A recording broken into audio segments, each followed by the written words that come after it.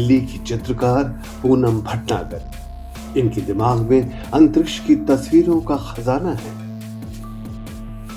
पूनम की बनाई ये तस्वीरें देखिए, ये आकृतियां, ये रंग, ये आकार इनके दिलो दिमाग में अचानक उतरते हैं और पूनम बड़ी आसानी से अंतरिक्ष का ये संसार अपनी पेंटिंग्स पे रच देती है।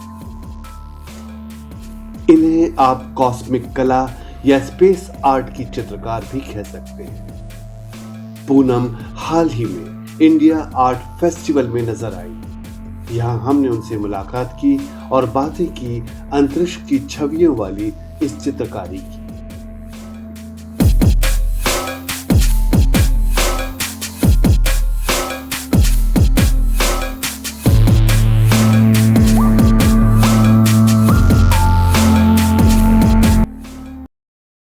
बताना चाहूँगी कि मैं कॉस्मिक इमेजेस से इंस्पायर्ड हूँ, जो जिसे आप अंतरिक्ष कहते हैं। हाँ जी, तो वो मेरे बचपन से थोड़ा मिस्ट्री रहा है मेरे लिए कि वो हाँ क्या है। हालांकि आजकल चंद्रयान ये वो काफ़ी कुछ हम लोगों को पता है टेक्निकल, बट जो मेरा विजन है, जो क्योंकि मैं वहाँ रही हूँ, जो मेरा विजन है वो मैं उतारने की कोशिश करती हूँ। और हमने बचपन से पढ़ा है, देखा है कि ये सब गोल चक्र ऐसे घूमता है, तो मेरे हिसाब से ये सब लाइन्स और सर्कल्स का ही है।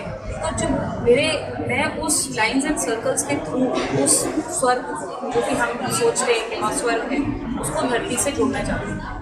तो ये इन पेंटिंग्स, इन आकृतियों के साथ मैं खेलती हूँ और ये मेरे दिमाग से ऐसे आती है जैसे कि मैंने वो देखा है। मेरे को ज़्यादा सोचना नहीं पड़ता, मैं कैनवस की तरफ देखती हूँ और मेरे को ऐसा लगता है कि मैं कोई चीज़ ट्रेस कर रही हूँ।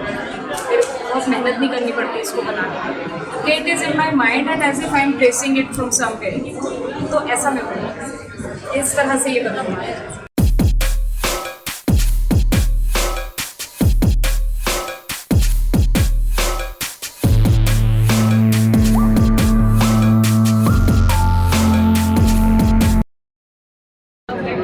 अगर आप देखो वेबकास्ट आपका कुछ नहीं है, ये वेबकास्ट है। पूनम ने अपनी चित्रकला को वेबकास्ट नाम दिया है।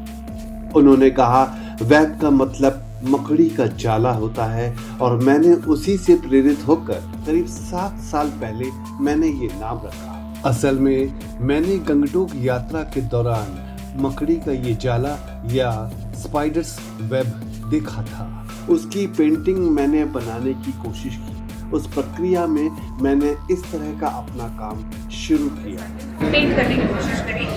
जब मैंने वो पेंट करने की कोशिश करी तो उसको बनाने के चक्कर में मैंने ये उसको that process I that making this style.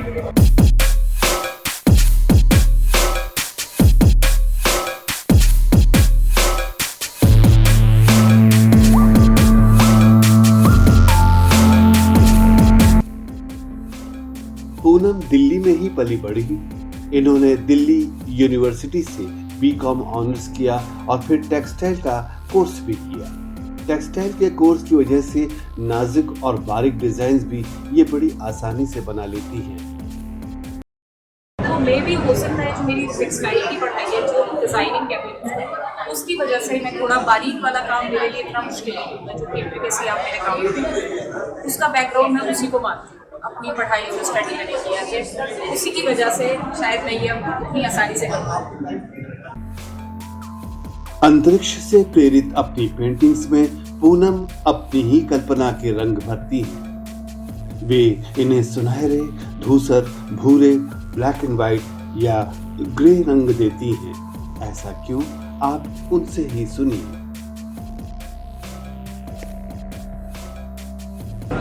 और अगर मैं कलर्स की बात करूँ तो वैसे मैं कलर्स और भी तरह के करती हूँ, जैसे कि इसमें गोल्डन है थोड़ा, इसमें थोड़ा ब्लैक एंड वाइट है, लेकिन मैं कुछ भी कोशिश करती हूँ। एक कलर में मेरे कम से कम 4 या 5 कलर मिले हुए होते हैं और थोड़े इनके कलर इसलिए डाउन है क्योंकि वो जो चीज़ हमें पता नहीं है, जो चीज़ इमेज हमें क्लियर नहीं है, जिसका हमें रंग नहीं पता, जो चीज़ मैंने देखी नहीं है, जैसे कि हाँ ठीक है अंतरिक्ष यान पर गए, सब बहुत कुछ पता होगा, लेकिन मैं नहीं गई हूँ वहाँ पे।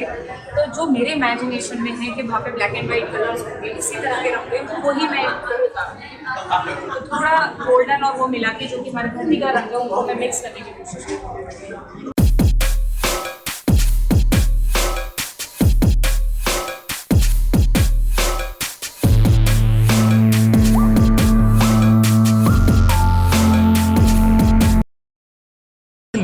क्या प्रतिक्रिया होती है आपकी इस काम को देखकर? पसंद करते हैं लोग, एप्रिसिएशन बहुत है। और एक आर्टिस्ट को उसके अलावा कुछ नहीं चाहिए, वो उनका होता है आर्टिस्ट को उसका काम पसंद किया जाए, देखा जाए, जितने ज़्यादा से ज़्यादा लोग देखें। तो यहाँ मैं जब भी करती हूँ इंडिया आर्ट फेस्टिवल में, मेरा ये चौथा शो है, सोलो शो। तो उससे मेरे को हमेशा एप्रिसिएशन भी मिला और बहुत कुछ लोगों का प्यार भी बहुत मिला है। और हमेशा मैं एग्जीबिशन करने के बाद एक स्टेप फॉरवर्ड ही गई, आगे ही बढ़ी हूँ। तो एक जब आप एक बार कुछ शो करते हैं तो आपका अगला रास्ता आपको खुद खुल जाता है और उसमें चल पड़ता है।